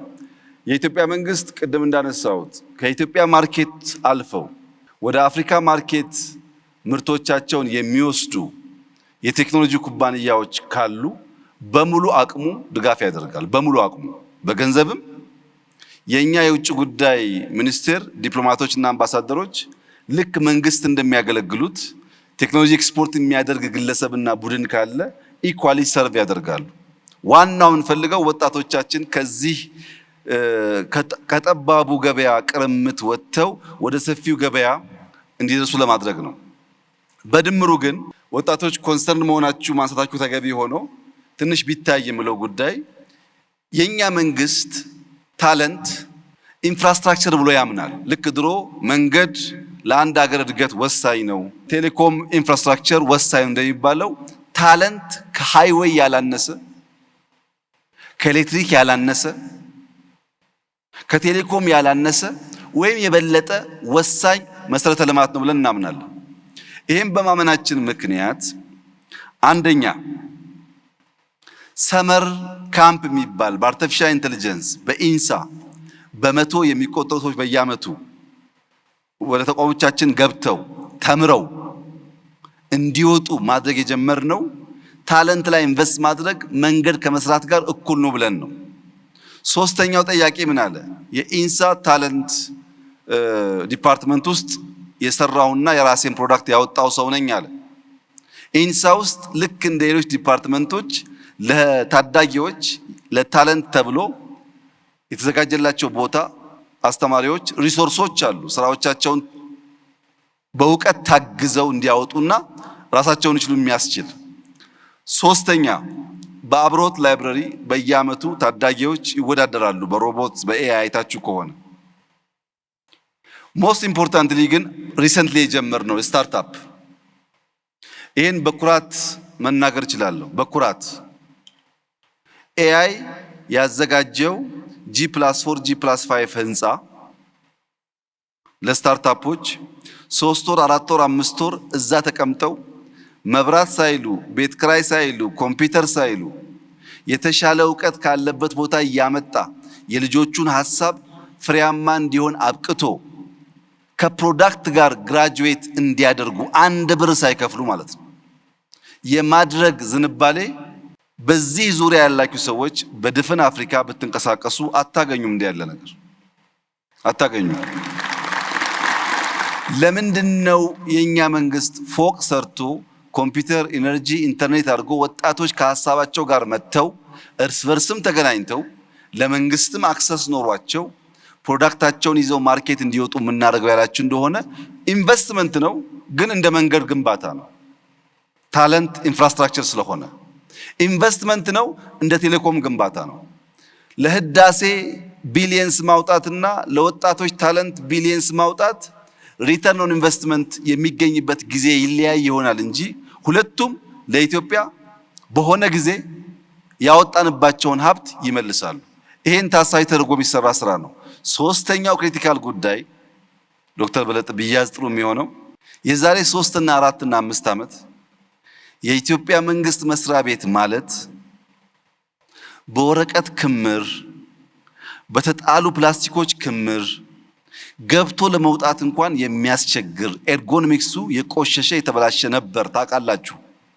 ዛሬ ግን መንግስት የራሱን መስሪያ ቤት ብቻ ሳይሆን ስታርታፕ ብሎ በነፃ ያዘጋጃቸው ቦታዎች በየትኛውም መመዘኛ ሻል ያለ ፕራይቬት ሴክተር ሻል ያለ ኩባንያ ከሚያዘጋጀው የመስሪያ ቦታ ያነሱ አይደሉም። በጥራትም አቬል ሲደረግ ከጥራት ከኳሊቲ ጋር ጭምር ስለሆነ ማለት ነው። እነዚህ ጉዳዮች እንደ ጅምር ሙከራ ቢወሰዱ የሚቀርቡ አሉ። አዎ ሳንድ ቦክስ እኮ ያልነው ለሱ ነው። ሁሉን አውቀን አልጨረስንም። ጥርጣሬው አለ። ተዘግተን የኖርን ማህበረሰቦች ነን። ፕራይቬት ሴክተር ማገዝ ትክክል መሆኑን ገና አላመንም። ሳፋሪኮም እንኳን ሲመጣ ምን ያክል ተጨንቀን ነበር ትዝ ይላችኋል። ገና ነው። እየተማርን እንደ ቅዱስ ያሬድ አዳፕት እያደረግን ከሄድን እናንተ የምታነሳቸው ችግሮች ይፈታሉ የሚል እምነት አለኝ። የመንግስት ኃላፊዎች ግን ከምንሰራው ስራ እኩል ታለንት ላይ ኢንቨስት ማድረግ፣ እነዚህን ትናንሽ ስታርታፖች ወደ ዩኒኮርን እንዲያድጉ ማድረግ፣ ገበያ እንዲያገኙ ማድረግ፣ እንዳይጠፉ ማድረግ ድምር ብቻ ሳይሆን ድርብ ኃላፊነት እንደሆነ ማሰብ ያስፈልጋል። እነሱ ከጠፉ እድገት ስለማይኖር እነሱን የማብቃት የመምራት ጉዳይ የሁላችን ኃላፊነት እንደሆነ ቢታሰብ መልካም ነው ማለት እወዳለሁ። ክቡር ጠቅላይ ሚኒስትር እንግዲህ ከውድ ጊዜው ሰውተው በመካከላችን ተገኝተው የ2030 ስትራቴጂን ኦፊሻሊ ላውንች እንድናደርግ 2025ንም እንድንዘጋ እና ብዙ ይዘናቸው የምንሄዳቸው መልእክቶችን እንድናዳምጥ 2030ም ለተለያዩ ስቴክሆልደሮች በዚህ አዳራሽ ውስጥ ስለተገኙ እንዲሰርጽ ያደረገ እድል ስለሆነ ለዚህ እጅግ አድርጌ ማመስገን እፈልጋለሁ። እኔም አንድ ፐርሰናል ኢምፕሬሽኔን ወይም ትዝብቴን በዚሁ መግለጽ እፈልጋለሁ። እንግዲህ የዲጂታል ኢኮኖሚ ሽግግር እንዲሳካ ታለንት ያስፈልጋል፣ የህግ ማዕቀፍና ፖሊሲ ያስፈልጋሉ፣ ኢንፍራስትራክቸር ያስፈልጋል፣ ተቋማት ያስፈልጋሉ። እነዚህ ሁሉ ተሰናስለው ስራ ላይ ሲውሉ የዲጂታል ኢኮኖሚ ግንባታ ይፈጠራል፣ ሽግግርም እውን ይሆናል። ግን ደግሞ አንድ መሰረታዊ ፋክተርም ይኖራል። ክቡር ጠቅላይ ሚኒስትር፣ እኔ አብሬ በዘለኩባቸው አመታቶች በጣም ኢምፕረስ ካደረገኝ ጉዳይ ውስጥ ለቴክኖሎጂ ያላቸው የቀረበ ቴስት እና ፕሮፊሸንሲ በእርግጥም ኢትዮጵያ ውስጥ የዲጂታል ኢኮኖሚ ሽግግር እንዲሳካ አንድ ልዩነት የሚፈጥር ፋክተር መሆኑን በዚሁ አጋጣሚ መናገር ፈልጋለሁ። ይሄ ትልቅ እድል ነው እና መመስገን ፈልጋለሁ። ይሄን ካልም በኋላ የመጨረሻ እንግዲህ ስንሄድ መልእክት ይዘን መሄድ መቻል አለብን። እንዳልኩት የተለያዩ ባለድርሻ አካላት እዚህ ተሰይመዋል። ሁሉም በየፊናው መልእክቱን ይዞ ሄዶ 2030ን እንዲተገብር ይጠበቃልና የመጨረሻ የመዝጊያ መልእክት እንዲያስተላልፉ ጋብዛለሁ። አመሰግናለሁ። እሺ፣ በጣም ነው የማመሰግነው ዶክተር በለጠ። መጀመሪያ መልእክት ያለኝ ለመንግስት የስራ ኃላፊዎች ነው። የመንግስት የስራ ኃላፊዎች የመደመር መንግስት ሊፈጥር የሚፈልገውን መንግስታዊ ቁመና በጣም ቀለል ባለ መንገድ ተገንዝበን እዚያ ውስጥ ሚናችን የምንጫወት መሆን አለብን። የመደመር መንግስት ስሞል ኢን ሩቲን ወይም ስሞል ኢን ቢሮክራሲ መሆን አለበት ብሎ ያምናል። ቢሮክራሲው በጣም ስሞል መሆን አለበት ብሎ የሚያምን መንግስት ነው። ሁለተኛ ቢግ ስትራቴጂ ብሎ ያስባል። ስትራቴጂው ትልቅ የሆነ ሩቲኑ ትንሽ የሆነ ማለት ነው። ሶስተኛ ስትሮንግ ኢን ኦቨርሳይት ይላል። ጠንካራ ኦቨርሳይት የምናደርግ ትላልቅ ትልሞች፣ ስትራቴጂዎች ያለን ሩቲን ቢሮክራሲ ግን የቀነስን መሆን አለብን ይላል። ምን ማለት ነው? አንድ ሰው ኢትዮጵያ ውስጥ መታወቂያ ለማግኘት እዚኛው ቀበሌ ሄዶ በ5 ብር ማግኘት ካልቻለ እዚኛው ቀበሌ ሄዶ በ5 ብር ያገኛል። ቢሮክራሲው ረጅም ነው፣ ግን ከፍሎ ያገኛል። ይሄንን በህገወጥ መንገድ ፎርጅድ ኢሌጋል መታወቂያ ያገኘውን ሰው ግን መንግስት ኦቨርሳይት አድርጎ መያዝ አይችልም። ሩቲኑ ስለተራዘመ የተሳካ ይመስላል እንጂ የተራዘመ ሩቲን ግን ደግሞ የኦቨርሳይት አቅማችን ውስን ስለሆነ ኤክስኪዩት አናደርግም። ሁለተኛ መሬት እንውሰድ። ያ ሁላችሁም እንደምታውቁት እስካሁን ባለው ሁኔታ ኢትዮጵያ ውስጥ ሰው የኢንቨስትመንት ሐሳብ ኖሮት ለመንግስት ተቋማት መሬት አፕላይ አድርጎ ማግኘት ማለት የምጽአት ጊዜ ለመጠበቅ ከባድ ነገር ነው። ቀላል ጉዳይ አይደለም። አንድ ሰው የኢንቨስትመንት ሐሳብ ኖሮት መንግስት ጋር ሄዶ መሬት ጠይቆ ማግኘት አይችልም። ኢሌጋሊ መሬት የወሰዱ ሰዎችን ግን መንግስት ኦቨርሳይት አድርጎ መያዝ አይችልም። ለመጣው አያስተናግድም። ለሚሰርቀው እና ካላግባብ ለወሰደው ደግሞ መያዣ መንገድ የለውም። አንድ ምሳሌ ለማንሳት የጂኦስፓሻል ኢንፎርሜሽን የላንድ ኢንፎርሜሽን ሲስተም መገንባት በየከተማው ተጀምሯል። ከጀመርን ቆይተናል፣ አልተሳካልንም። ቅድም እህት ያለችውም ከውጭ መጥተው ያልተገባ ዳታ የሚሰበስቡ ሰዎች ካሉ ትክክል አይደለም። የእኛን ጉዳይ ግን ለማንሳት አዲስ አበባ ላይ፣ ሸገር ላይ፣ ቢሾፍቱ ላይ፣ አዳማ ላይ፣ አንዳንድ ከተሞች ላይ የላንድ ኢንፎርሜሽን ሲስተም ከሞላ ጎደል 100% መመዝገብ ተችሏል። ከብዙ ዓመት ልፋት ጭቅጭቅ በኋላ ምን አገኛችሁ ያላችሁ እንደሆነ አንድ ሰው ሸገር በሚባለው ከተማ ውስጥ ከ100 በላይ ካርታ ያለው ሰው አለ። አንድ ሰው ይሄ ከ100 በላይ ካርታ ወደ ጂኦስፓሻል ሲስተም ካልገባ በቀር ከዚያ ሁሉ የተከመረ ወረቀት በምን አይነት መነጽር ለይተህ ታወጣዋለህ? ያንን ሰው ብቻ ለይተህ አታገኝም። የጂኦስፓሻል ኢንፎርሜሽን ሲስተም ኢትዮጵያ ውስጥ እንዳይገነባ የነበረው ፍላጎት የቢሮክራሲው መጨናነቅ የምታውቁት ቢሆንም ዋና ዓላማው ግን ጥቂት ሌቦች አላግባብ የወሰዱትን መሬት መንግስት ኦቨርሳይት ማድረግ እንዳይችል ለማድረግ ነው። አሁን ያሳካነው የት ነው? ወይ አዲስ አበባ ወይ ሸገር ሊሆን ይችላል። የተሟላ ዳታ ኤክስቼንጅ ከሌለን ይሄ ሸገር ላይ 100 ካርታ ያለው ሰው ቢሾፍቱ 20፣ ጅማ 30፣ ነቀምት 40 ይኖረው ይችላል። ማወቅ አልችልም። ዳታ ኤክስቼንጅ ካልተሟላ በስተቀር በእነዚህ ተቋማት መካከል ማግኘት አይቻልም። እና መንግስት ሩቲን ላይ ሳይሆን ፎከስ ማድረግ ያለበት ኦቨርሳይት ማድረግ ላይ መሆን አለበት። ትላልቅ ስትራቴጂ ያለው ኦቨርሳይት የሚያደርግ ሆኖ ሰው በቀላሉ ለምሳሌ አንድ ሰው አታሎ ፓስፖርት ቢያወጣ የኛ ሩቲን ቀላል በመሆኑ ምክንያት አውቶሜትድ በመሆኑ ምክንያት ሸውዶን ቢወስድ የኦቨርሳይት አቅማችን ጠንካራ ከሆነ ሳምንት አይገለገልበትም፣ እንይዘዋለን። ኦቨርሳይት ጠንካራ ካልሆን ግን ፎርጅዱን ለመከላከል የምንፈጥረው ቢሮክራሲ ስራ ያጓታል እንጂ መንግስትን ውጤታማ አያደርገውም። ሁለተኛ ሊደርሺፕ።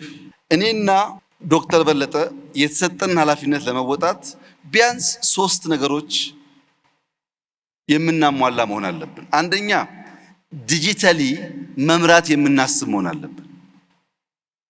ዲጂታሊ ሳቪ መሆን አለብን። ዲጂታል ደግሞ ሲባል የዛሬ 10 ዓመት የነበረው ዌብሳይት ስታቲክ ነው። ዌብሳይት አለኝና እኔ ዲጂታል ተጠቃሚ ነኝ ማለት አይቻልም። ዳይናሚክ መሆን አለበት። አደባክ ኤአይ መኖር አለበት። ይሄን የሚያስብ መሪ መሆን አለብን። የዳታ ኤክስቼንጅ ኢምፖርታንስ የሚገባን፣ የኤአይ ኢምፖርታንስ የሚገባን፣ ዳይናሚክ የዳታ ሲስተም የሚገባን ቴክኖሎጂን የምንገነዘብና የምንመራ መሪዎች መሆን አለብን። አንደኛው። ሁለተኛው ስቱዋርድሺፕ አቲቲዩድ ቢልድ ማድረግ አለብን። ለምሳሌ ዶክተር በለጠ የሳይንስና ቴክኖሎጂ ሚኒስትር ሆነ እያገለገልክ ያለው እመነኝ እድሜ ልክ አይደለም። በአንድ ወቅት እድል አግኝቼ እኔም እዛ ቦታ ነበርኩኝ። በሌላ ጊዜ እድል ሳጣ ተወስዷል ያ ቦታ። እኔና ሳይንስ ያለን ታሪክ በዚያ በቆየሁበት ዘመን የሰራሁት ስራ ነው እንጂ አሁን መልሼ ላገኘው አልችልም። እያንዳንዱ ኃላፊ የተቀመጠበት ቦታ ጊዜያዊ መሆኑን አውቆ ሲያልፍ እንደሚቀር አውቆ ኃላፊነቱን በብቃት መወጣት ይሁነኝ ብሎ አስቦ ሊሰራበት የሚገባው ጉዳይ ነው። ሶስተኛው ፕራግማቲክ መሆን አለብን። ዓለም ቴክኖሎጂ እያለ ዓለም ኤአይ እያለ ዓለም እየፈጠነ እኛ ያንን ማድረግ ካልቻል እንቀራለን። ለምሳሌ የዛሬ 10 ዓመት የዛሬ 5 ዓመት ሮቦት ይሰራ ነበር ታውቃላችሁ። ሮቦት ሲሰራ ሃርድዌሩም ሶፍትዌሩም በብዙ ልምምድ አንድ ሰው ቁጭ ብሎ ነው እየሰራ የሚያዘጋጀው። አሁን ሮቦቶች በፋብሪካ ይመረቱና ስልጠና የሚወስዱት በሲሙሌሽን ነው። ሰው አያስተምራቸውም፣ ሲሙሌሽን አለ የሚያስተምራቸው። ድሮ አንድ ሮቦት አንድ ሰው የሚያስተምር ከሆነ አሁን 1000 ሮቦት ሲሙሌሽን ያስተምራል። ምን ማለት ነው? ሮቦት የምናመርትበት ፍጥነት አደገ ማለት ነው።